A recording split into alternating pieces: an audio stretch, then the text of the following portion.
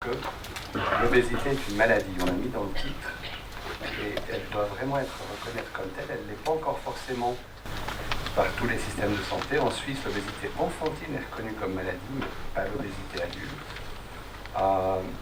La société a du mal à reconnaître l'obésité comme une maladie. Et je vais vous montrer un tout petit peu comment cette maladie se déroule, quelles sont ses origines, et ensuite le principal temps de la soirée, ça sera quand même de parler comment on peut la traiter. Alors, c'est une maladie, il faut la définir. Alors la définition, elle est relativement simple.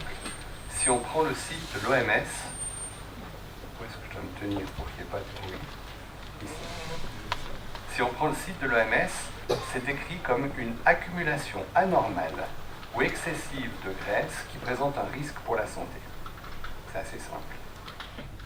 Et je voulais attirer votre attention sur ce que disait ce médecin anglais en 1760. Alors, il n'est pas nécessaire de savoir lire l'anglais pour comprendre qu'il parle de l'obésité.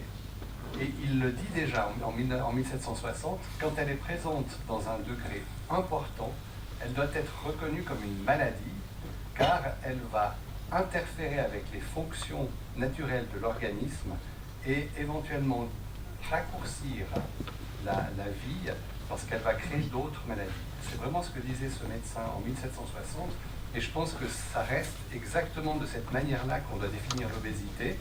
Si on revient sur des chiffres, vous êtes peut-être familier avec ce genre de classification, c'est-à-dire qu'on prend le poids de quelqu'un et on le divise par sa taille exprimée en mètres carrés, sa taille qui est multipliée par elle-même, sa taille au carré, ça nous donne un indice qui s'appelle l'indice de masse corporelle. Vous voyez ici le calcul, pardon, je ne le trouvais plus. Le poids divisé par la taille fois la taille, ça nous donne un chiffre, et après on peut classer.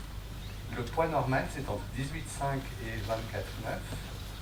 Le surpoids, qui s'appellera bientôt la préobésité, selon les dernières définitions, c'est entre 25 et 29,9. Et on rentre dans le diagnostic d'obésité dès qu'on a un IMC plus élevé que 30. Jean-Marie Méjoin en parlera un petit peu plus tout à l'heure, la manière dont on utilise ces critères diagnostiques. C'est une maladie qui est chronique, qui est complexe, qui est multifactorielle et qui est récidivante. C'est donc une maladie difficile à cerner, à prendre en charge, à traiter, clairement. Multifactoriel, ça veut dire qu'il y a beaucoup de causes différentes à l'obésité. Il y a des causes qui sont rares et il y a des causes qui sont plus fréquentes. Dans les causes rares, il y a les causes génétiques. Alors la génétique, c'est le patrimoine qu'on reçoit de notre père, de notre mère. C'est des causes contre lesquelles on ne peut pas faire grand-chose. Heureusement, elles sont très, très rares. Les causes génétiques où il y a un gène identifié dans l'obésité se trouvent chez moins de 5% des enfants qui souffrent d'obésité. Chez les adultes, c'est encore moins rare. Des causes hormonales, des dysfonctions des différentes glandes, de la thyroïde, de la glande surrénale, d'autres dysfonctions plus rares, c'est pour environ 10% des obésités, toutes confondues. Donc il n'y a pas beaucoup de causes hormonales à la prise de poids, finalement. Les médicaments, il y a toute une classe de médicaments qui sont associés à une prise de poids. C'est relativement plus fréquent que les causes hormonales. C'est aussi plus compliqué à traiter parce que quand on prescrit un tel médicament à un patient, c'est qu'il en a besoin. Et ça va être compliqué de retirer un médicament qui fait prendre du poids à un patient qui se sent par ailleurs mieux, dont la maladie est traitée par ce médicament. Il y a beaucoup d'antipsychotiques qui font prendre du poids, d'antidépresseurs qui font prendre du poids. C'est des situations difficiles. Et puis il y a les grandes causes de société. L'obésité est une maladie de la transition économique. On a tendance aujourd'hui à avoir des métiers sédentaires, des métiers qui nous font rester assis derrière un bureau. On a accès à une nutrition qui n'est pas forcément la nutrition idéale recommandée, un accès assez rapide et direct à des fast-foods, à ce genre de nourriture transformée. Tout ça sont des causes qui font qu'on ne peut pas dire qu'il y a une maladie obésité, mais des obésités. Ça rend la maladie un peu plus complexe et ça nous oblige à personnaliser les interventions. Vous allez le voir tout à l'heure, dans la palette des choses qu'on peut proposer, on doit toujours adapter la proposition à l'origine de l'obésité dont souffre le patient et aussi à sa trajectoire. Où est-ce qu'il en est dans le développement de cette maladie? Un petit mot sur l'équilibre diététique. On a parlé des causes nutritionnelles. C'est clair que le déséquilibre diététique peut être à l'origine d'une prise de poids. Et alors, il y a cette image que j'ai mise ici, tout à fait exprès, d'une assiette qu'on voit parfaitement équilibrée, avec des féculents, avec des protéines et avec des légumes. En fait, j'aime pas trop cette idée-là. J'aime pas trop l'idée qu'on doit équilibrer chaque assiette. Parce que dans le fond, l'équilibre nutritionnel, et je suis désolé, la qualité de cette image n'est pas terrible, mais l'équilibre nutritionnel peut s'étaler un tout petit peu plus dans le temps. On peut avoir un équilibre nutritionnel en n'équilibrant pas forcément chaque repas, ce qui peut devenir un tout petit peu contraignant. Et quand on est trop contraint, on en a des fois un tout petit peu marre de suivre des recommandations super strictes. Et puis finalement, on en voit tout balader et c'est là que ça devient dommage. Parce que dans le fond, on a le droit d'équilibrer son alimentation sur 2 ou 3 repas et s'assurer qu'on a les apports de fruits, de légumes, de protéines sur 2 ou 3 repas. L'équilibre calorique. Dans l'autre aspect de la nutrition, il y a combien est-ce qu'on va manger. Et pas seulement qu'est-ce qu'on va manger, mais combien. Et c'est souvent plus important dans la genèse de la prise de poids, dans le développement de cette prise de poids. Et théoriquement, on est sacrément bien construit. On est une vraie belle balance comme ça, où la faim et la satiété sont comme un yin-yang, là, qui vont nous permettre de garder un équilibre de poids à travers la vie. Malheureusement, c'est pas si simple. Alors, malheureusement ou heureusement, parce que à côté de la faim et de la satiété, il y a des moteurs positifs de la prise alimentaire. La gourmandise, apprécier ce qu'on mange. C'est ce que j'appelle vraiment un moteur positif et j'essaye de le renforcer parce qu'on vit dans une société où beaucoup de sentiments passent par la nourriture et c'est important de s'asseoir autour d'un bon repas. Et puis, il y a des moteurs qui sont un tout petit peu plus ennuyeux, délétères par rapport à la prise de poids. Quand on commence à manger pour compenser une frustration, un ennui, quand on mange uniquement par habitude, en oubliant est-ce que j'ai faim, est-ce que je n'ai plus faim. Et tout ça, ça ouvre des troubles, ce qu'on appelle des troubles des conduites alimentaires. C'est se nourrir alors qu'on n'a plus vraiment faim, c'est ne plus suivre ces sentiments fondamentaux de faim et de satiété. Et c'est là qu'on peut déséquilibrer la balance. Et ça, c'est fréquent dans les origines de la prise de poids. J'aimerais vraiment casser un mythe. Quand j'étais étudiant, on nous disait que chaque calorie était égale. Que si on prenait du poids, c'est parce qu'on mangeait trop pour nos besoins. Et en fait, on n'est pas tous égaux face aux calories. Et ça, aujourd'hui, on le sait. Et ça, il faut vraiment en être complètement conscient. Et je vais vous donner 2 exemples d'inégalité face aux calories. La première, elle est illustrée ici. C'est notre microbiote intestinal. Les milliards de bactéries qui sont dans notre intestin et qui vivent en symbiose avec nous. Symbiose, ça veut dire qu'on se fait du bien mutuellement. Nous, les bactéries nous font du bien parce qu'elles nous aident à digérer des aliments qu'on ne saurait pas digérer autrement, qui nous permettent de les assimiler. Et en contrepartie, nous, on leur fait du bien en les nourrissant. Et pour faire simple et court, selon qu'on a des bactéries plus ou moins voraces, elles vont capter plus ou moins 10% de nourriture en plus ou en moins, qui finira dans notre organisme ou pas. Et des bactéries qui mangent 10% de moins, et qui donc nous permettent d'absorber 10% de plus de la nourriture qu'on va manger, c'est la porte ouverte vers la prise de poids sur les aliments. Clairement. Donc en fonction de la voracité de nos bactéries, on peut prendre plus ou moins de poids. Et l'autre phénomène qui fait qu'on n'est pas tous égaux face aux calories, c'est la trajectoire pondérale qu'on a eue dans notre vie. Vous voyez ici une personne qui va prendre un peu de poids pour X, Y ou Z raison, qui va décider de gérer son poids, qui en perd 5, 10, 15 kilos, qui en reprend parce que la vie c'est compliqué, parce qu'au bout d'un moment on en a marre de faire attention, qui éventuellement va en reperdre encore une fois ou deux. De faire ces yo-yo pondéraux, ça va induire des mécanismes de conservation de l'énergie. L'organisme défend ses réserves. Et une fois qu'on a lancé ces mécanismes-là, qui sont des mécanismes vraiment fondamentaux de notre métabolisme, de notre cerveau archaïque, de notre cerveau reptilien, de conserver cette énergie, alors bonjour pour qu'on continue à perdre du poids. Et les patients qui ont fait des yo-yo le disent, hein, le premier c'était facile, le deuxième c'était moins facile, et puis à la quatrième tentative, on n'arrive plus à perdre ce poids. Le corps ne veut plus. Le corps ne veut plus. Donc on n'est pas tous égaux parce que... Donc voilà, avec ces quelques mots, je voulais brosser le tableau. Comment est-ce qu'on prend en charge un patient qui présente cette maladie complexe, multifactorielle, chronique?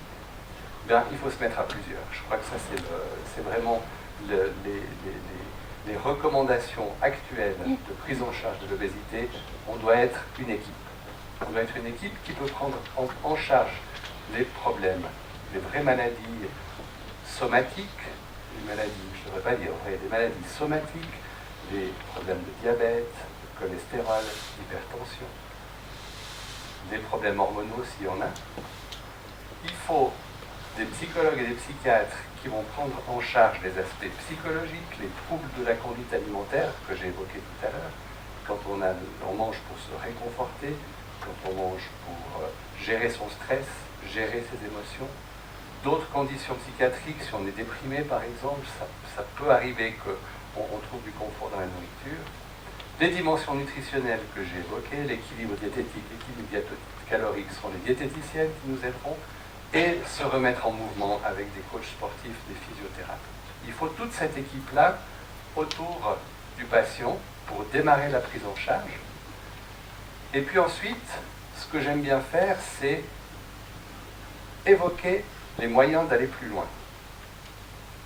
On a vu les changements de style de vie, on va adapter la nutrition, l'activité physique, c'est ce que je viens de vous montrer très brièvement. On peut espérer, en général, il y a toujours à ce stade quelqu'un dans la salle qui dit « Oui, mais moi j'ai perdu une fois 35 kilos et je ne l'ai plus jamais repris. » Mais pour 95% des patients, quand on arrive à perdre entre 6 et 10% du poids de départ sur une année et demie, c'est vraiment très très bien. Il y a des médicaments. Des médicaments, il n'y en a pas beaucoup. Il y en a 2 sur le marché, dont un, je pense, n'est pas un médicament très facile à utiliser, c'est l'orlistat. Et il y en a un autre qui s'appelle Saxenda, qui est une hormone de la satiété, mais qui n'est pas disponible sur remboursement par l'assurance de base, puisque l'obésité n'est pas reconnue comme maladie, donc ils ont du mal à le rembourser. On peut perdre 8 à 15% du poids de départ. Et puis il y a la chirurgie, dont Jean-Marie Méjean va nous parler dans un tout petit instant, qui reste la méthode la plus efficace pour perdre beaucoup de poids de manière durable. Ça ne veut pas dire que tout le monde doit se faire opérer, c'est pas ce que j'ai dit. Simplement, à ce stade, quand je discute avec les patients, je leur dis voilà, ça ce sont des objectifs réalistes, et ça ce sont des moyens à disposition, et il faut aligner les objectifs aux moyens. Il faut que vous soyez d'accord sur qu'est-ce qu'on va faire pour votre objectif.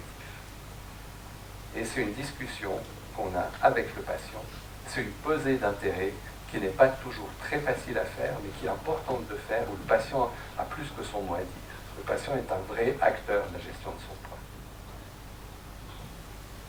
Jean-Marie va nous parler maintenant de l'option chirurgicale. Merci François. Mesdames et messieurs, bonsoir.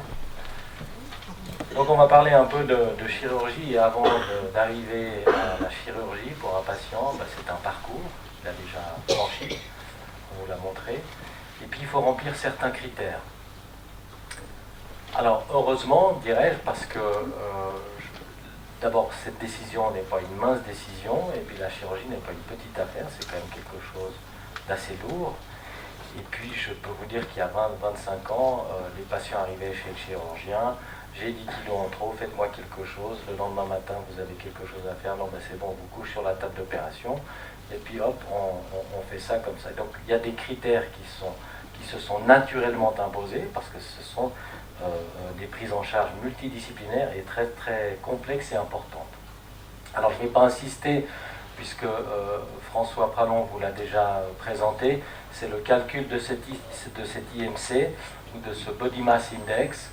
Ce que j'aimerais juste m'arrêter là-dessus sur la norme, parce que moi je suis toujours assez gêné, j'ai souvent des patients qui arrivent, et puis on leur parle du BMI, alors ils me disent je suis hors norme parce que je fais 27 ou 28, ou un patient qui passe de 40 de BMI après avoir été opéré ou avoir suivi un régime pour arriver à 29 ou 30, si on lui parle de norme, il va se sentir mal parce qu'il va dire je suis pas normal.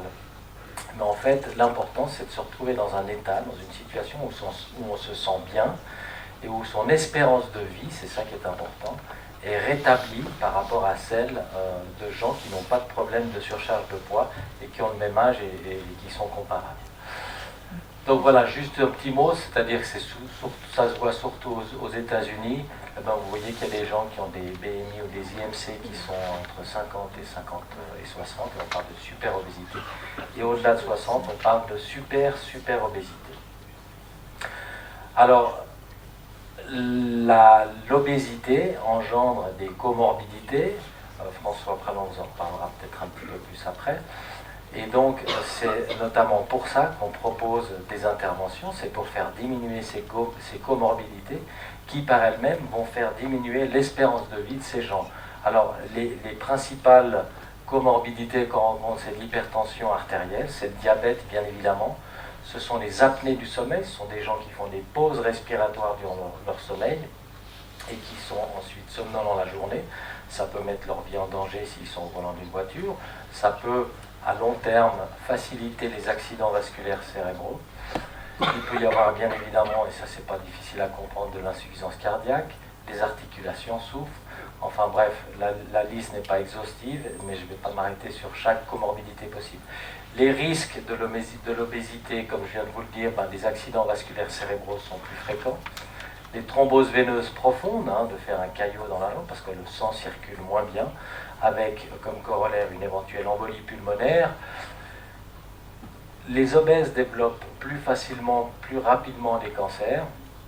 Bien évidemment que pour n'importe quelle intervention chirurgicale, pour quelqu'un qui a un BMI à 40, le risque opératoire est plus élevé de complications, notamment par des problèmes d'embolie pulmonaire.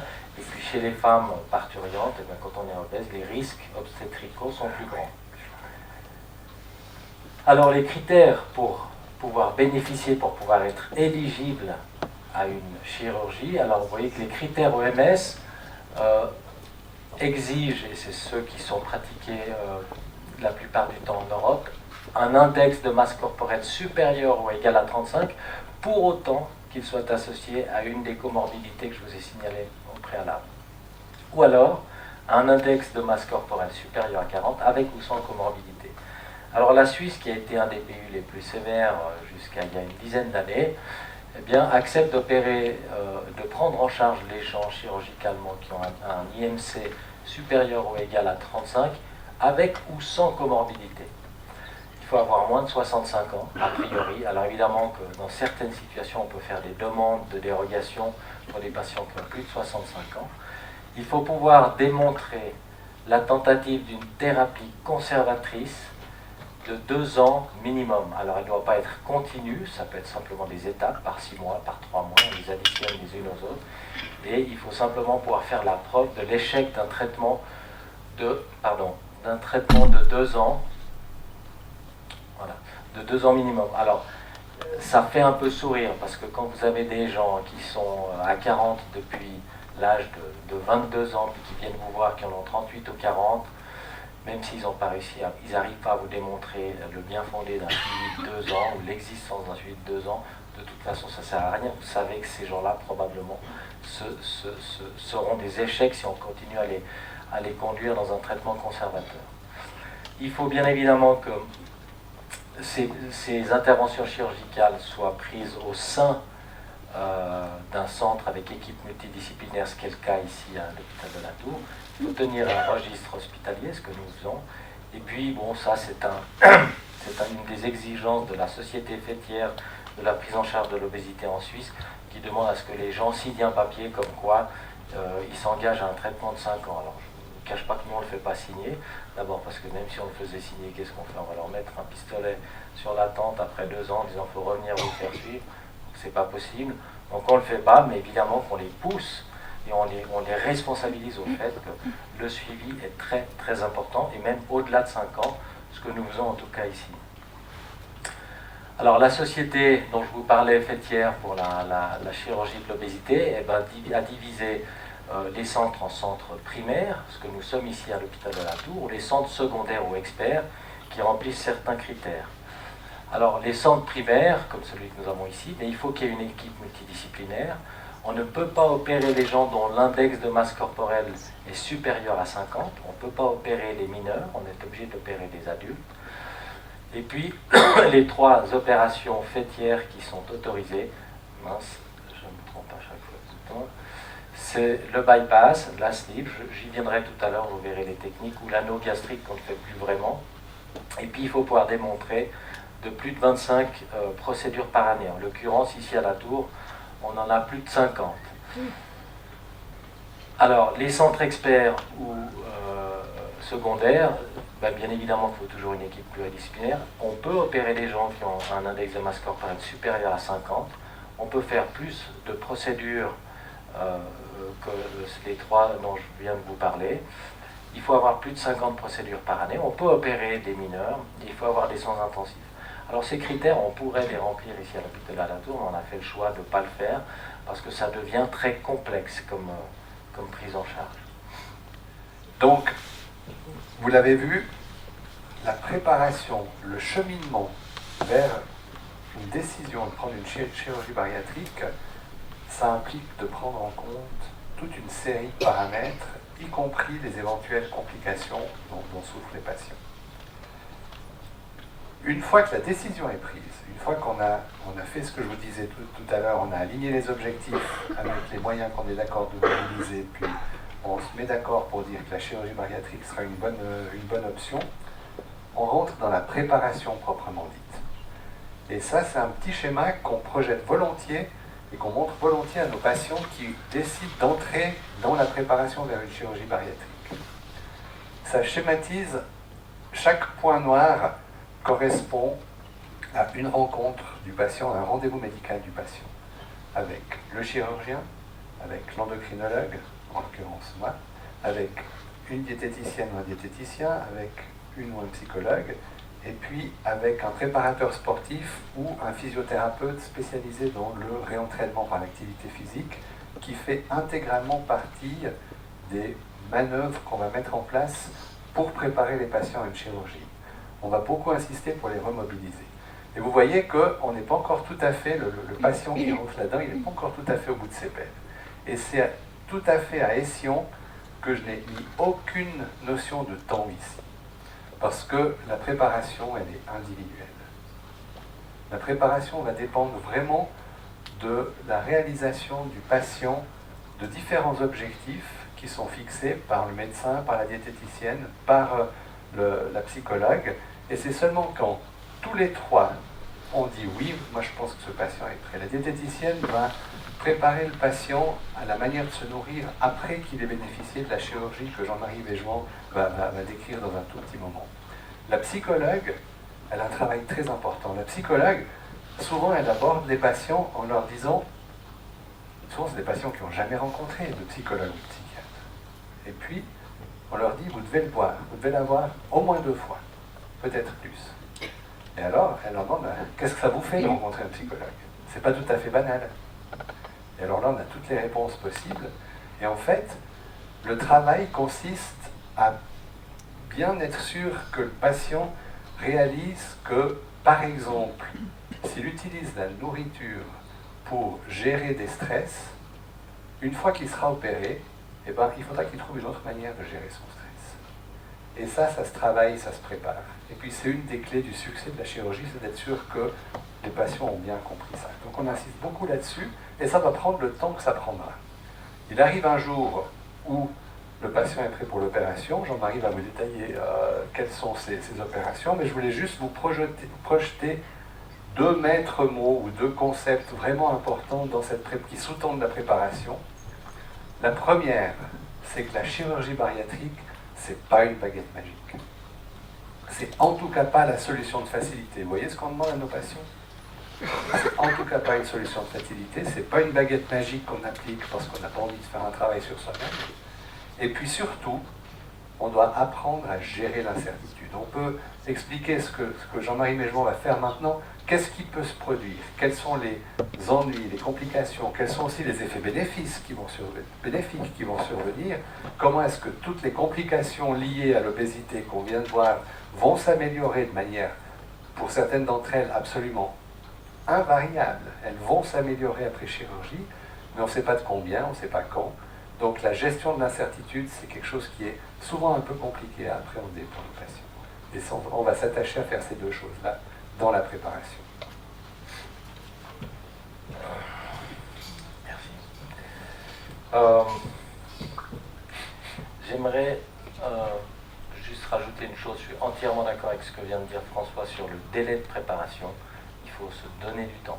De toute façon, il y a une règle qui impose un délai minimum de 3 mois. Ça fait partie des règles imposées par l'Office de la santé publique, qui dit qu'on ne peut pas opérer quelqu'un, même si on l'a préparé en 1 mois ou en 2 mois. On doit lui laisser 3 mois de réflexion. Je pense que c'est très important, la réflexion. Et puis si l'équipe estime qu'il a besoin de 6 mois de préparation, il faut se donner ce temps-là, c'est très important. Alors les techniques chirurgicales opératoires, bariatriques, alors vous avez les techniques qu'on appelle restrictives pures, c'est-à-dire qu'on va restreindre la capacité de l'organe à contenir un volume de nourriture. Vous avez des opérations qui sont purement malabsorptives, c'est-à-dire que les gens peuvent manger relativement beaucoup, mais on va imposer au circuit intestinal une telle malabsorption qu'ils vont perdre du poids. Et puis des opérations mixtes, donc qui sont à la fois restrictives et à la fois un peu malabsorptives. Alors, je ne vous les ai pas mises en tableau les unes et les autres parce que je peux dire qu'il y aurait à peu près une quinzaine de diapositives, tellement il y a un nombre d'opérations possibles et imaginables dans cette discipline. Alors, ce dont vous avez certainement le plus entendu parler, c'est l'anneau. C'est-à-dire qu'on va mettre un anneau ici, qu'on ne voit pas bien parce qu'on l'a recouvert avec la paroi de l'estomac, mais il est là, il fait le tour du haut de l'estomac, ne laissant plus qu'une petite poche. Et puis cet anneau, il est relié avec un petit cathéter qui lui-même est connecté à une chambre qu'on va placer sous la peau. Une fois qu'on a mis en place cet anneau, eh ben, on peut à volonté le gonfler ou le dégonfler. Si les gens ne perdent pas suffisamment de poids, on le gonfle. S'ils en perdent trop vite ou s'ils ont de la peine vraiment à manger, s'ils ont des douleurs, on peut le dégonfler. Alors cette technique opératoire, je la montre encore parce qu'elle est encore dans le cheptel des opérations qu'on peut proposer aux gens. On ne la fait plus ici à l'hôpital de la Tour, on est 2 chirurgiens, le docteur Heineke et moi-même, et on ne fait plus ça. Pourquoi? Parce que les résultats ne sont pas bons. Et puis, il y a énormément un taux de complications rédhibitoires après plusieurs années.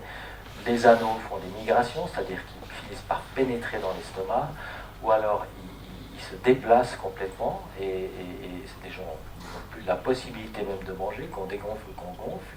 Donc on ne fait plus cette technique parce qu'il y a beaucoup trop de réopérations à moyen long terme. L'autre type d'opération que nous ne pratiquons pas ici, qui est une opération purement malabsorptive, alors bon, je ne sais pas si vous arrivez à voir le circuit, c'est-à-dire qu'on va d'abord couper une partie de l'estomac, on ne laisse plus qu'un manchon, et puis on va sectionner la sortie de l'estomac, on va le rebrancher avec un bout d'intestin qui lui-même, parce qu'ici on a toute la bile qui circule, va lui-même être réabouché une 50aine de centimètres avant l'arrivée dans le côlon. Donc on n'a plus que 50 centimètres d'intestin pour absorber, puisque c'est dans l'intestin grêle qu'on absorbe la majeure partie des nutriments. Et donc évidemment, vous pouvez bien vous imaginer que si vous n'avez plus que 50 cm pour absorber, ben, vous allez perdre du poids. Le seul problème, c'est qu'on crée des vraies malabsorptions avec des carences vitaminées très sévères en acides aminés et en vitamines. Donc c'est une procédure, les procédures malabsorptives, on a décidé de ne pas les faire à l'hôpital de la Tour. D'abord, parce qu'on est un centre primaire et non expert, mais même si on était, on ne ferait pas ce type de chirurgie, qui sont quand même des chirurgies très morbides. Alors les 2 opérations phares que nous réalisons ici, alors la première qui s'appelle la sleeve gastrectomie, vous voyez qu'en fait l'estomac qui a cette forme habituellement, eh ben, on va le sectionner tout le long ici pour enlever la grosse poche qui originellement était à cet endroit. Alors c'est une opération essentiellement restrictive parce qu'on laisse plus qu'une quantité d'environ 100 à 150 millilitres dans cet espace, ce qui est très très inférieur à la capacitance de l'estomac natif. Donc les gens ne vont pas pouvoir manger beaucoup. Et puis elle a une composante hormonale, c'est que dans cette partie de l'estomac, il y a une hormone qui s'appelle la gréline. Et la gréline, c'est une hormone orexigène, c'est-à-dire qu'elle donne faim, elle provoque la faim. Si vous enlevez cette partie de l'estomac, eh ben cette hormone diminue dans le sang et les gens ont moins faim. Donc cette sensation de devoir manger est moins présente. Alors étonnamment, ici vous avez le bypass. Ce phénomène de gréline existe aussi, bien qu'on ait laissé la totalité de l'estomac, mais probablement parce que la nourriture n'arrive pas dans l'estomac, le taux de gréline diminue dans le sang. Alors le bypass, simplement, on va créer une petite poche d'estomac, qui elle est très petite, puisqu'elle va contenir à peu près 25 millilitres. Et puis on va couper l'intestin pour le monter et le brancher sur cette petite poche. Et puis l'autre partie de l'intestin, eh bien, on vient le rebrancher 1,50 m plus bas. Donc ici, il y a 1,50 m sur lesquels il n'y a pas d'absorption, parce que comme je vous l'ai dit, il faut de la bile, et la bile, elle est dans cette partie de l'intestin. Et donc ici, il n'y a pas d'absorption, donc c'est le côté mal absorptif, mais je dirais plutôt mal digestif, parce que 1,50 m, c'est pas grand-chose sur la totalité de l'intestin, et d'ailleurs, le reste de l'intestin est suffisamment long pour pouvoir assurer une absorption suffisante et sans carence dramatique. Donc, alors, la plupart des gens me disent, oui, mais l'estomac que vous laissez en place, qu'est-ce qui devient? Alors, l'estomac qu'on laisse en place, ben, il continue à vivre, il sécrète des sucs gastriques, et puis il n'y a aucune raison de devoir l'enlever, parce que c'est pas rien d'enlever un estomac. Il y a des fois où on doit l'enlever pour des questions médicales, mais là, s'il n'y a pas de raison, on le laisse en place. D'abord parce que c'est pas un geste anodin, et puis deuxièmement, si jamais un jour on devait pouvoir convertir ou rétrograder cette intervention, on pourrait éventuellement réverser cette opération, on pourrait le faire. Mais c'est pas pour ça qu'on garde l'estomac en principe, puisque quand on fait l'opération, c'est pour la vie. Alors cette opération, il y a une époque on la faisait en chirurgie ouverte. Aujourd'hui, vous avez tous entendu parler de la laparoscopie ou de la célioscopie. On la fait avec des petits trous. Alors, pourquoi on propose, comme je vous l'ai dit, pourquoi on propose des opérations? C'est simplement pour vous montrer que les gens qui sont suivis médicalement avec des régimes ou autres, eh bien, répondent beaucoup moins bien que si on leur propose une opération chirurgicale. Vous voyez ici, ça c'est l'anneau, vous voyez que les résultats ne sont pas fulgurants. Et puis bon, ça c'est une opération qu'on ne fait plus, mais vous voyez que le bypass, eh ben, les gens perdent énormément de poids, puis quand même réussissent après 10 ans avec une perte de poids quand même tout à fait significative. Alors ça c'est un peu la même image, vous voyez que par rapport aux gens qui sont pris en charge, qui vont peut-être faire des régimes perte de poids, vous voyez qu'ils vont reprendre beaucoup plus facilement du poids que les gens qui ont été opérés. Alors on le fait aussi, on fait ces opérations aussi pour des questions médico-économiques, c'est-à-dire que les gens qui sont en obésité sévère, eh bien, sont des gens qui vont être hospitalisés plus souvent. Vous voyez que ceux qui ont été opérés sont hospitalisés moins souvent en nombre d'hospitalisations.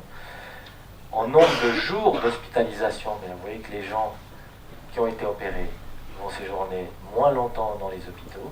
Et puis, en termes de visites chez le médecin traitant, vous voyez qu'on divise presque par deux le nombre de visites une fois qu'on a été opéré, parce qu'on a moins de soucis de santé.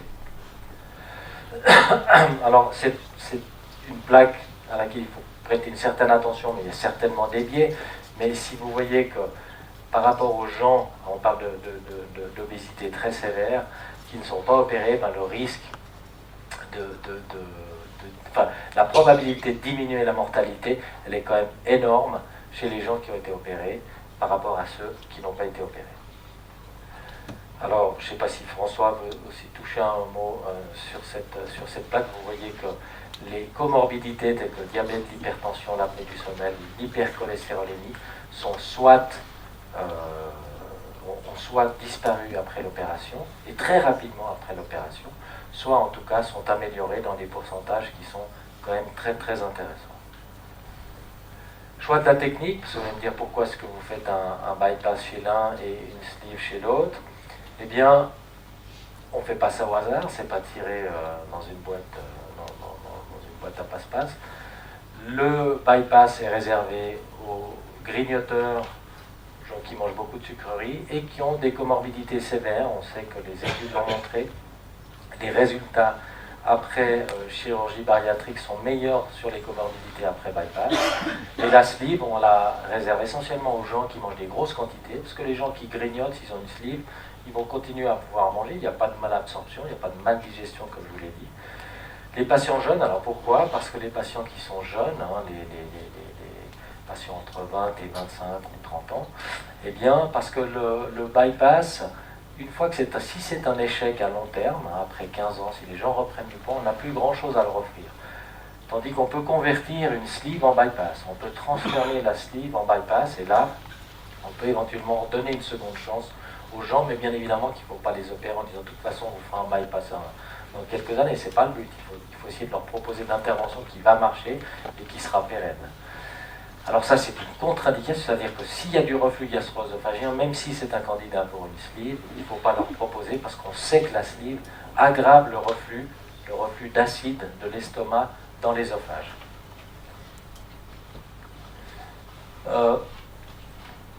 Alors, il faut savoir que l'opération, ça n'est pas sans risque, ce n'est pas une petite affaire. Et moi je le dis aux patients, il y a un risque de complications, et parfois des complications fatales. Vous voyez que la mortalité, elle n'est pas nulle, elle est de 0,8 à 1,5 pour 1000, c'est pas énorme, mais enfin, c'est quand même pas rien. Et puis à 3 ans, vous voyez qu'on a quand même 7 patients sur 1000 qui risquent de décéder des complications à terme de leur chirurgie. Alors je répète ce que vous a dit François Pranon, et je le dis à chaque fois aux patients, ça n'est pas un coup de baguette magique. Les gens, ce que je leur dis, c'est que les gens qui viennent pour une opération, je leur dis, vous vous êtes battus pendant des années pour perdre 2, 3 kilos, 4, 5 kilos. On va vous opérer, vous allez perdre du poids et vous allez continuer à vous battre, mais cette fois pour ne plus prendre 2, 3, 4, 5 kilos. Donc le combat existe à vie. Alors bon, c'est juste, ça répète un peu ce que je vous ai dit. À 10 ans, on voit que quand même 50% des gens vont maintenir l'excès de poids perdu. Donc voilà.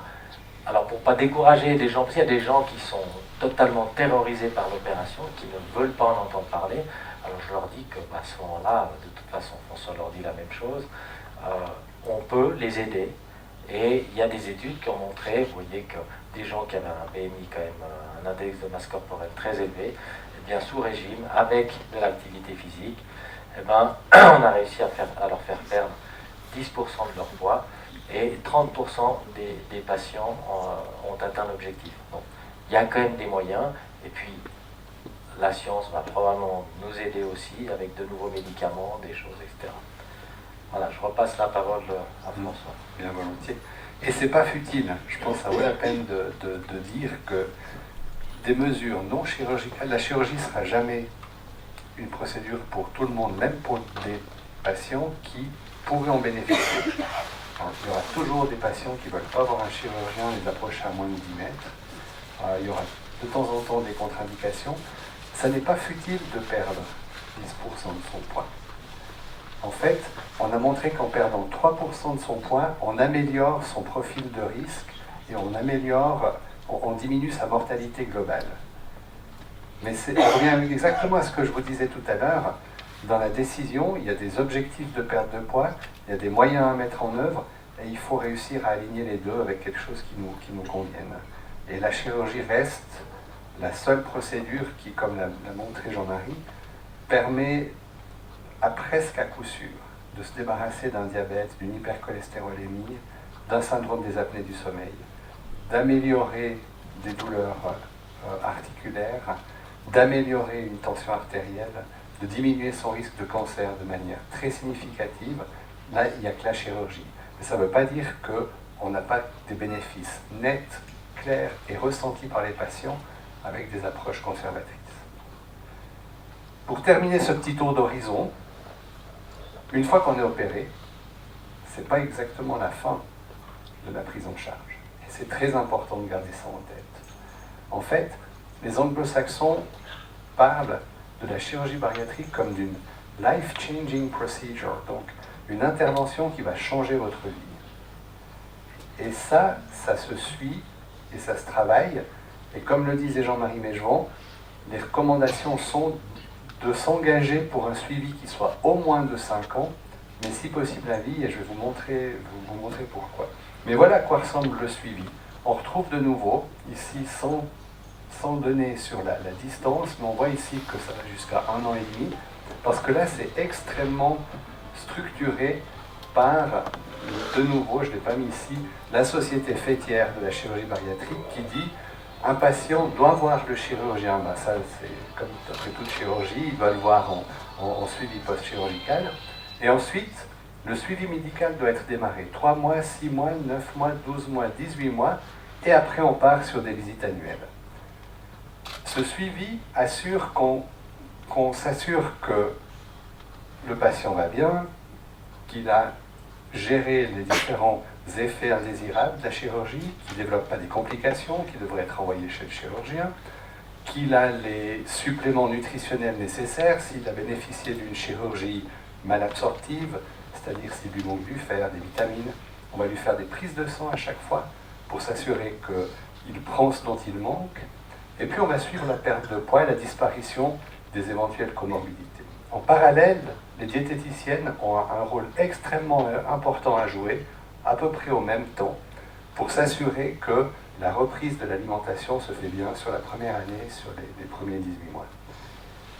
Une fois qu'on arrive à la fin de ces... Ça passe très vite hein, pour les patients et pour moi aussi, moi qui les suis après la chirurgie, je trouve super sympa cette première année où on voit tout un tas de choses qui se mettent en place. Des fois c'est difficile, des fois c'est compliqué, des fois les patients sont très fatigués, ils ont des effets secondaires, mais invariablement, quand on arrive vers 1 an et demi, on est bien.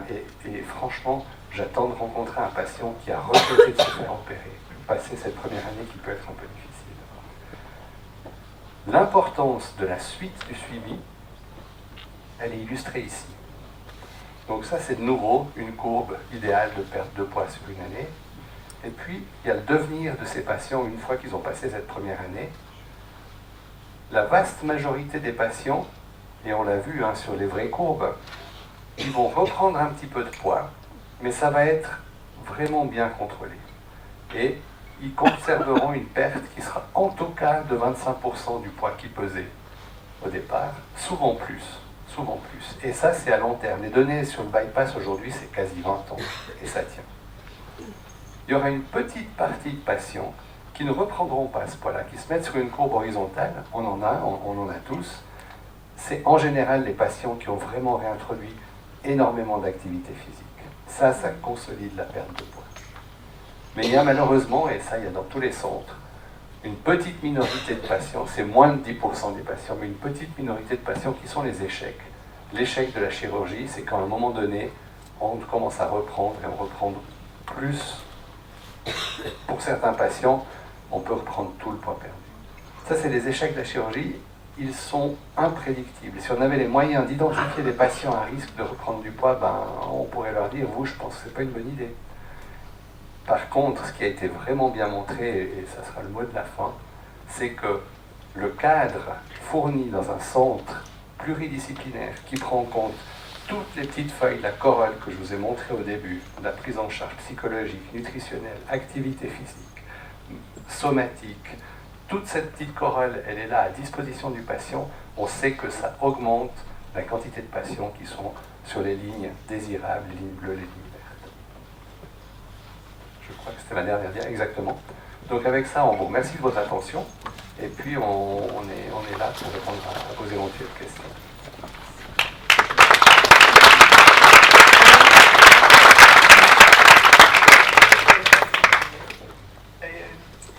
Est-ce qu'après une opération bariatrique, pour une opération bariatrique, vous dites qu'après 65 ans, c'est au cas par cas. C'est-à-dire qu'il faut avoir de comorbidités. Quand j'en ai 3, est-ce que je rentre dans le lot? Déjà, oui, bien sûr. après vous ne faites pas votre âge, mais bien sûr qu'on doit tenir, nous on doit tenir compte de ça aussi, c'est-à-dire qu'il y a des gens qui font plus que leur âge, il y a des gens qui le font, qui font moins, qui s'entretiennent, etc. Donc nous on doit aussi évaluer un peu le risque, parce que c'est pas anodin, hein, une chirurgie peut avoir des grosses complications. Et puis donc il faut tenir compte de ça, mais bien sûr que s'il y a des comorbidités qui sont quand même des comorbidités relativement sévères, s'il y a un diabète difficile à contrôler, c'est une hypertension un peu labile, qui monte, qui descend, ces arguments qu'on peut faire valoir auprès des assurances, et puis effectivement, cas par cas, ça peut être accepté. Voilà. Pourquoi, notamment, il y a eu ce délai de 65 ans, parce qu'il faut bien mettre un délai quelque part. Avant, il était de 60 ans, il n'y a pas si longtemps que ça, il y a 5 ou 6 ans. Et puis maintenant, il est passé à 65. Peut-être qu'un jour, il sera 70, mais enfin voilà, 70. Mais pourquoi? Parce qu'on sait que on a constaté, en principe, que les gens opérés après un certain âge, notamment 65 ans, le résultat sur la perte pondérale était un peu moins bon. Donc, voilà, c'est pour ça que les assurances et l'OPAS en Suisse a mis ces clés. Mais bien sûr, on peut l'obtenir.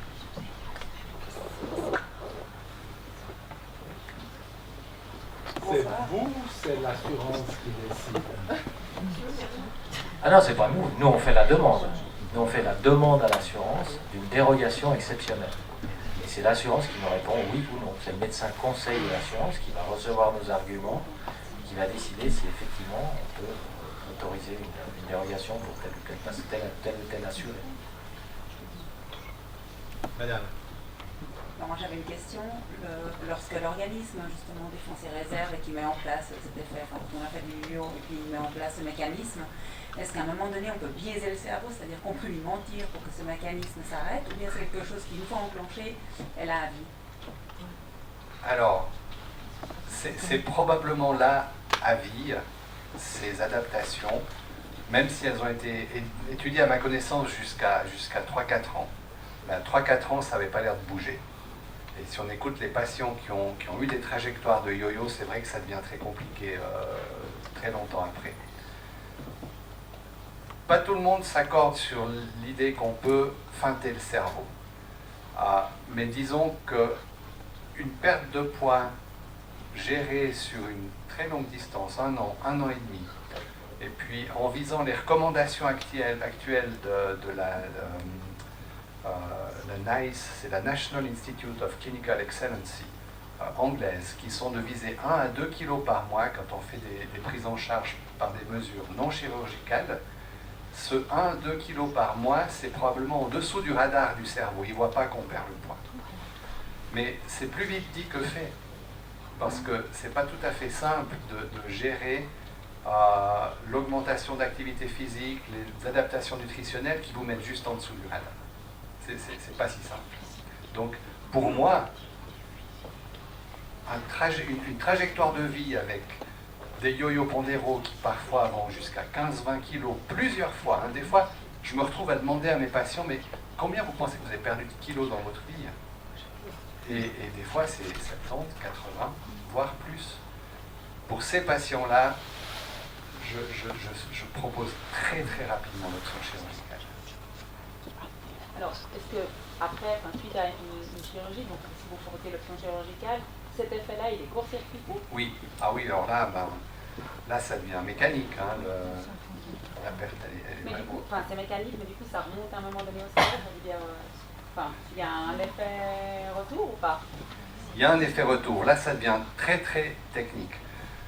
Le cerveau reptilien est mis au courant de ce qui se passe en périphérie par 2 types de signaux. Les signaux électriques, les nerfs, et les signaux hormonaux, donc des substances chimiques qui envoient des messages. Et les messages qui sont générés dans la perte de poids rapide induite par la chirurgie, qui implique de digérer les graisses, deviennent assez illisibles pour le cerveau. Et les patients le disent, ils ne savent plus pendant les 3-4 premiers mois s'ils doivent avoir faim, pas faim, ils ne savent pas très très bien. Et puis on perd du poids de manière mécanique, en dehors de tout ça. De toute façon, c'est plus le cerveau qui gère, là, c'est vraiment mécanique et malabsorptif, comme l'a dit Jean-Marie Mécheron. Donc on est au-delà de tout ça. Et puis après, le corps retrouve son équilibre. Quand on arrive à 1 an et demi, 2 ans, là, tout se remet en place et on a fait un changement de set point quelque part. Et c'est là que c'est vraiment très intéressant pour ce genre de patient. On a fait un reset. Je sais pas si tu l'as fait. Qu'est-ce que vous disiez? On a fait une remise à zéro. Ouais. Oui, un reset. Vraiment. Mais ce qui ne veut pas dire, excusez-moi, ce qui veut pas dire que c'est gagné, hein. Parce que par rapport à ce que disait tout à l'heure François, moi j'ai eu une patiente qui, je ne savais pas quelle chirurgie elle avait eue, elle a été opérée en Espagne, elle faisait 148 kilos, elle est venue me voir, elle en faisait 152, et elle m'a montré son rapport opératoire, elle avait eu un bypass, elle a perdu plus de 70 kilos. Elle a tenu pendant 3 ans, elle est sortie du circuit de surveillance et elle s'est mise à grignoter, elle a repris du poids jusqu'à 152 kilos. Pour vous dire, l'opération, oui, c'est dramatique, parce que là, on ne peut plus rien lui proposer, mais c'est pour vous dire, c'est donc pas le coup de baguette magique. Alors, bonsoir. Vous avez évoqué dans les moyens de combattre l'obésité, avant la chirurgie, vous avez évoqué le style de vie et les médicaments. Dans le cadre des médicaments, à part l'orlistat que je connais un peu, j'aurais voulu avoir un peu plus de détails sur l'hormone de satiété que vous avez évoqué. Et voyez-vous ceci comme un moyen possible pour maintenir un poids dit idéal, atteint avec beaucoup de privations, comme un moyen à long terme pour maintenir ce poids atteint? Ok. Voilà.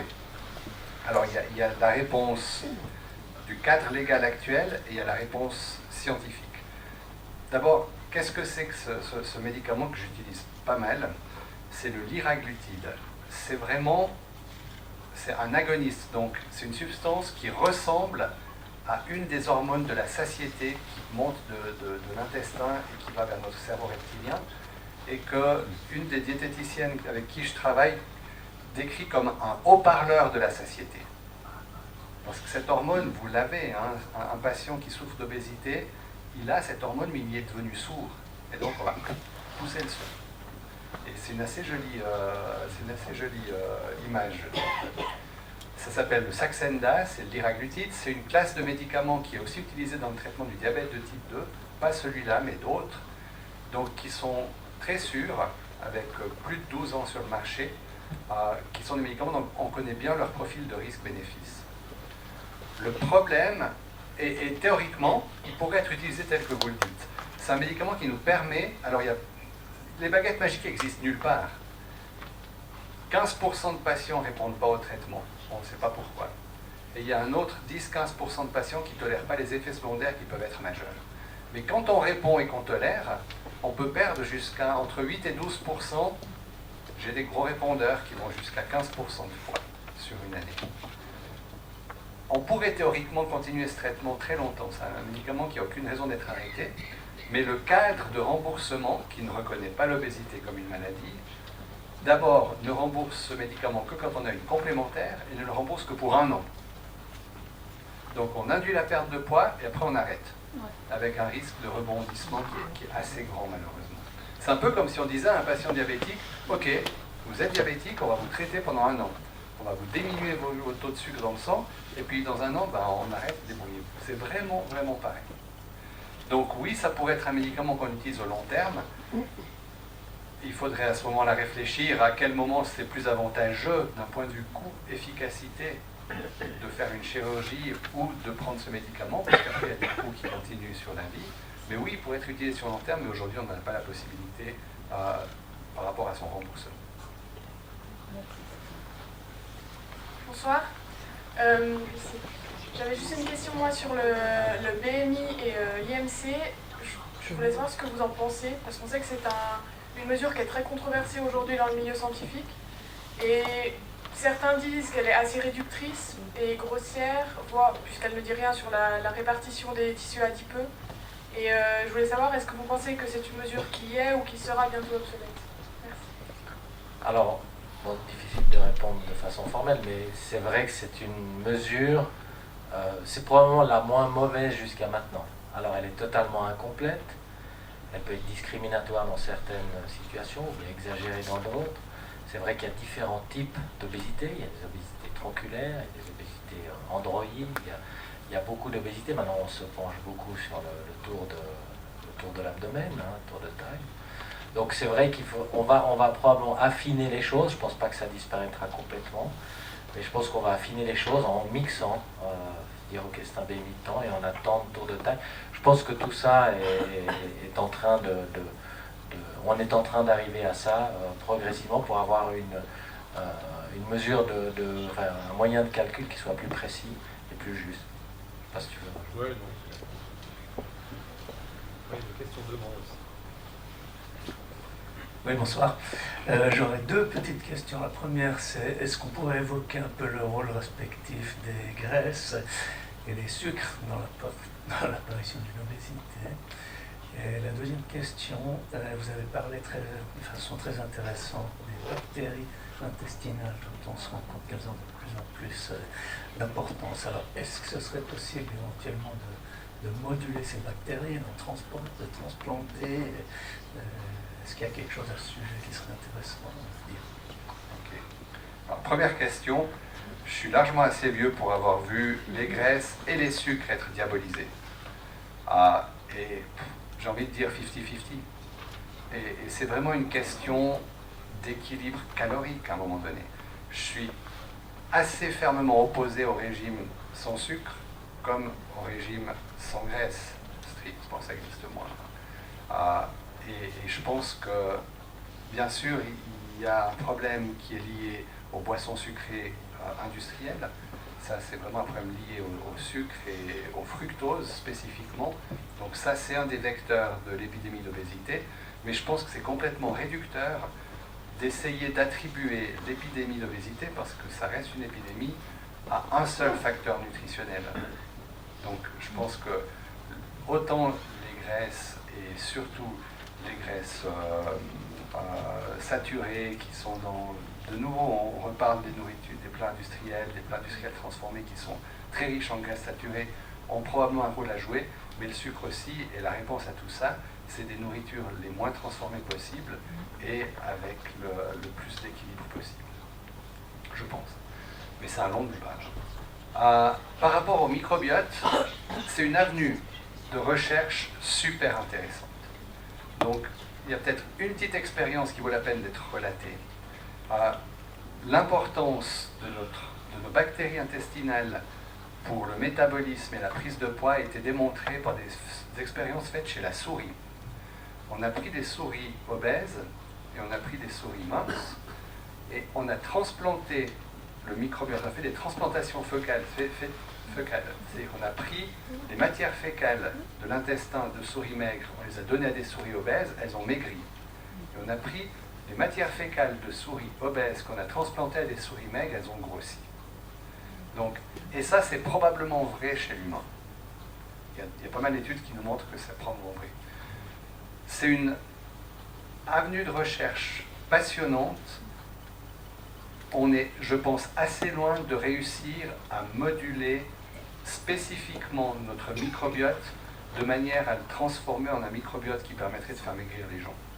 C'est théoriquement possible, pratiquement, je ne vois pas très bien à quel moment on arrivera à le faire, d'autant plus qu'il y a une stabilité du microbiote. Le plus grand déterminant de notre microbiote intestinal, c'est le microbiote vaginal de notre mère, parce qu'on s'ensemence à l'accouchement. Et ça va rester toute la vie. Et on a beau faire, ça a été vraiment bien montré maintenant. On peut, par des prébiotiques, des probiotiques, toute une série de manœuvres, modifier de manière significative la composition microbienne de l'intestin d'une personne. Quand on arrête d'intervenir, en 3 mois, c'est de retour. Donc voilà, ça fait partie des difficultés qui devront être gérées, mais c'est une perspective, je pense, réelle qu'un jour on puisse y arriver. Merci. Tout d'abord, un grand merci à tous deux pour vos informations fort intéressantes. Je voudrais revenir à l'assiette, cette assiette dont vous parliez, qu'il ne fallait pas non plus trop s'y apprêter à savoir, je crois, moitié légumes, non, c'est pas ça que j'ai dit. enfin, que c'était pas quelque chose qu'il fallait forcément tous les jours adhérer, qu'on pouvait très bien sur 2-3 jours, etc. Et là, vous avez également, je crois, dit que s'il fallait aussi écouter, en fait, si on avait envie de manger ou pas, et que si on n'avait pas envie, c'est là un peu où je me pose la question, parce que si on n'a pas, parce qu'on dit qu'il faudrait manger toujours un petit déjeuner, on entend ça beaucoup, mais en fait, si on n'a pas faim donc, et qu'on ne prend pas de petit déjeuner, mais voilà, qu'on prend ensuite à midi, donc ce serait très bien finalement ceci, pour ne pas arriver à une obésité plus tard. D'avoir un équilibre, c'est un équilibre. Est-ce que c'est un équilibre, le fait de couper des repas parce qu'on n'a pas tout simplement faim? Ok, je vais marcher sur des œufs là. Quitte à manger après le sein. Alors, le coût de l'assiette, je pense que ça donne une assez bonne idée de l'équilibre diététique qu'on peut proposer, basé sur des données qui ne sont pas super solides. Les sciences nutritionnelles ne sont pas des sciences où les données sont archi solides, comme en cardiologie, où on a vraiment des études sur des dizaines de milliers de patients avec des groupes contrôles. On n'a pas ça en sciences nutritionnelles. Donc il faut déjà reconnaître un certain degré d'incertitude.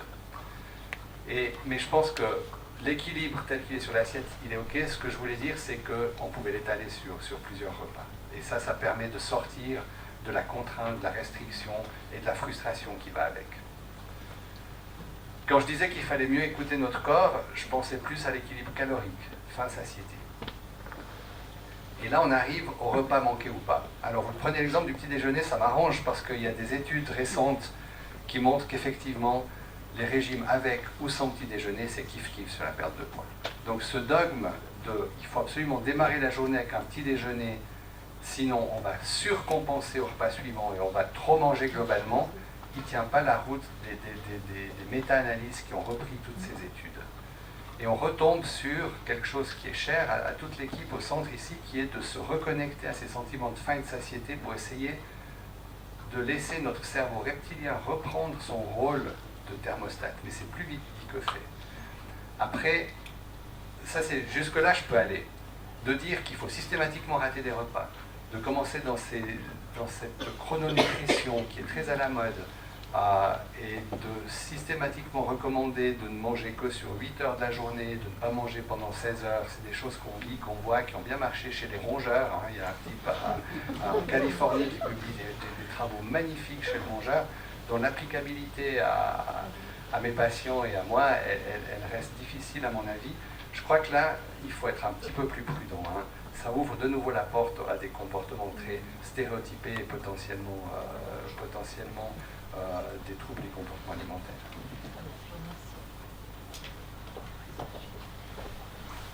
Bonsoir. Alors moi j'avais deux questions. Une qui est concernant la chirurgie. La perte de poids, suivant les graphiques, là, avait l'air d'être assez importante au début. Est-ce qu'après, il y a une deuxième chirurgie plus esthétique par rapport au corps de ce qu'il est devenu de cette perte de poids importante, qui serait aussi payée par les assurances? Première question. Et puis deuxième question, vous avez parlé du microbiote, et qui était depuis la naissance, mais naissance par voie normale. Qu'en est-il des enfants qui sont nés par césarienne? Quel microbiote ont-ils? Je te laisse réfléchir. Rumine. Donc, oui, pour répondre à votre question, la perte de poids initiale est importante. D'abord, il faut savoir une chose, c'est qu'au début, comme il y a un stress opératoire, les gens perdent beaucoup de muscles au début.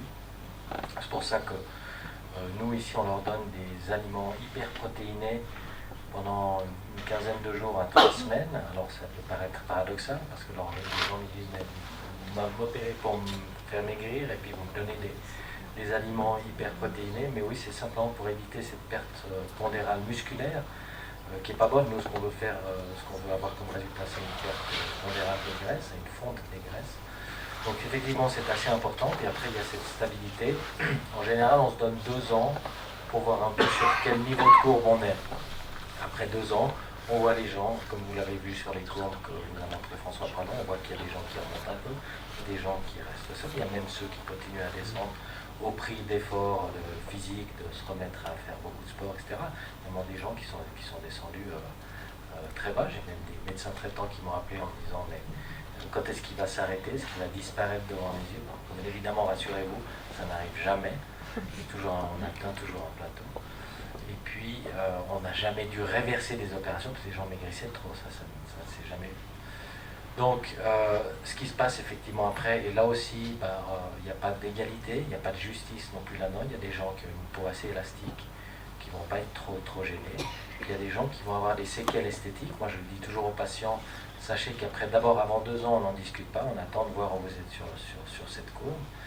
Et puis, après 2 ans, on va voir s'il y a des séquelles esthétiques. Alors, malheureusement, comme vous pouvez l'imaginer, la plupart des assurances refusent.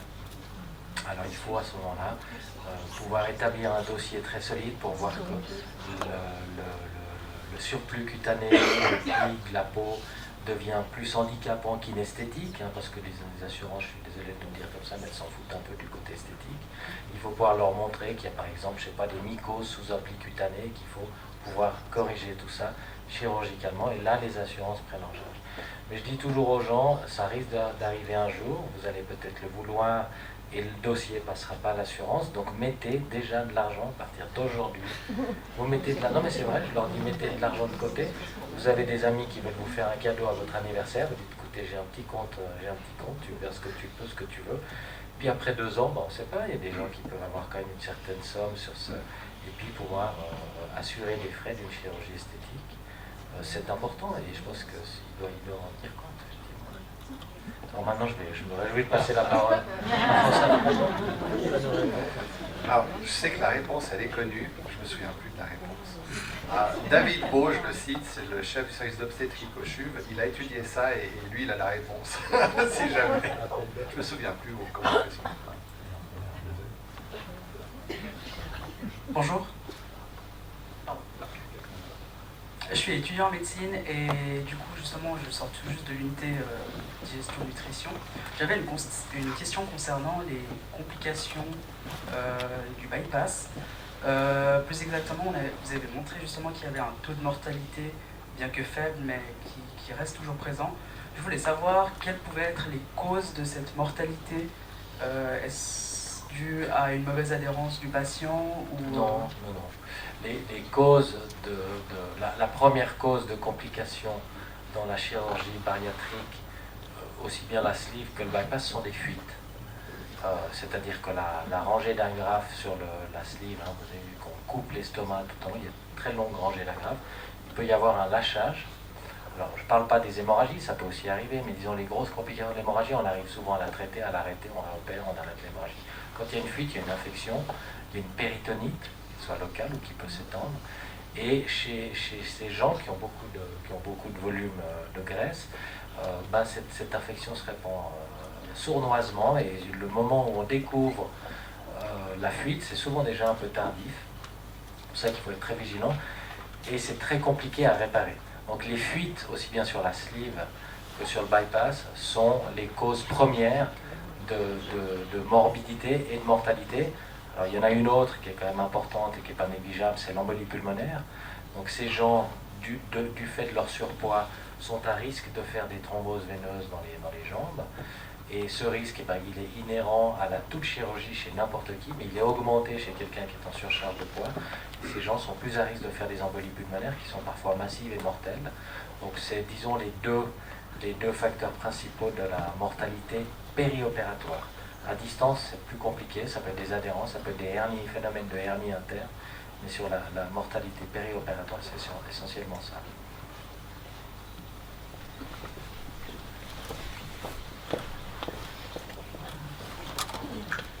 Merci.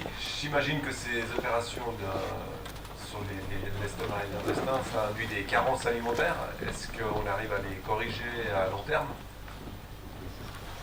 Alors, oui, ça induit des carences et oui, on les corrige. Vraiment très bien, finalement.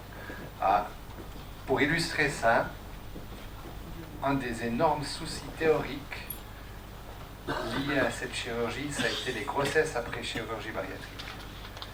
Avec le souci, le développement de l'embryon, du fœtus, nécessite d'avoir vraiment à disposition tous les nutriments, hein, pour faire la neurogénèse, pour fabriquer un petit humain, il faut vraiment tout avoir. Et ben, des patientes qui avaient eu une chirurgie un bypass, on se demandait est-ce qu'on aura des déficits, des défauts de développement liés à des déficits qu'on n'arrive pas à mesurer mais qui sont là. La réponse aujourd'hui elle est clairement non. Ces grossesses sont tout à fait sûres. Ça induit plein d'autres problèmes, hein. Il faut gérer la prise de poids, on ne va pas parler de grossesse après chirurgie bariatrique, mais ça je pense que c'est vraiment la démonstration qu'on les corrige correctement. Mais il faut les corriger. Il faut les suivre et les corriger. Mais je rajouterais juste une chose, on sait que la sleeve est un peu moins, engendre un peu moins de carences que le bypass.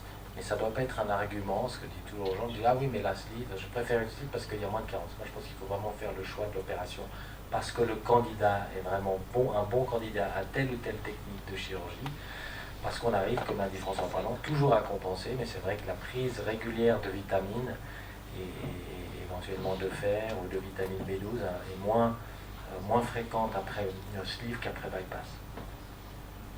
On va peut-être juste prendre une dernière question. Je peux? Oui. Bonsoir.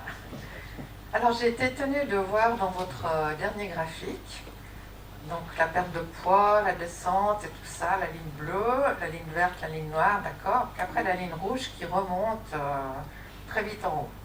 Et je me suis dit, mais comment est-ce possible si on nous enlève une partie de l'estomac ou si on nous fait des raccourcis, mécaniquement donc, comment on peut avoir la possibilité de remplir encore son corps, puisque l'estomac n'est plus assez gros pour ça? Je ne comprends pas. Ouais. Alors c'est une question que je pose à mes patients quand je leur montre ce. Je leur demande, réfléchissez, comment vous pensez que c'est possible? Enfin, c'est pas intuitif. Après, c'est pas très vite, il n'y avait pas d'axe des X. Ça peut être sur 5 ans, ça peut être sur 6 ans. Donc c'est pas forcément, et c'est rarement très vite en fait. C'est graduel. Le schéma il n'est pas très illustratif pour ça. Je pense qu'il y a deux manières essentiellement de réussir à reprendre tout son poids après le schéma bariatrique, malgré un montage parfaitement effectué et totalement fonctionnel.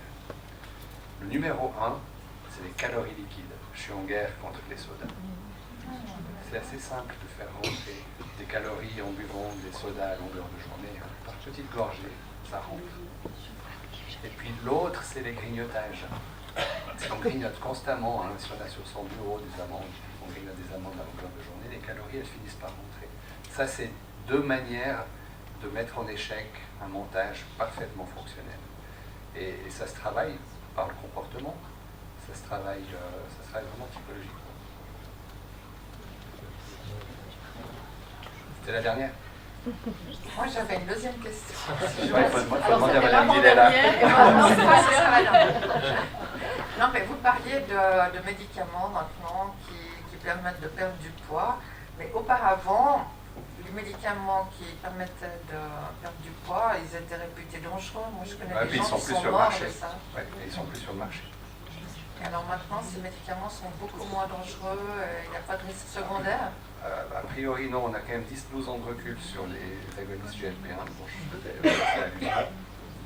Et c'est des médicaments qui sont administrés dans un domaine beaucoup plus large que les patients qui souffrent d'obésité, puisqu'ils sont des antidiabétiques de deuxième ligne maintenant, tout de suite derrière le fameux glucophage, donc utilisé très largement dans le monde.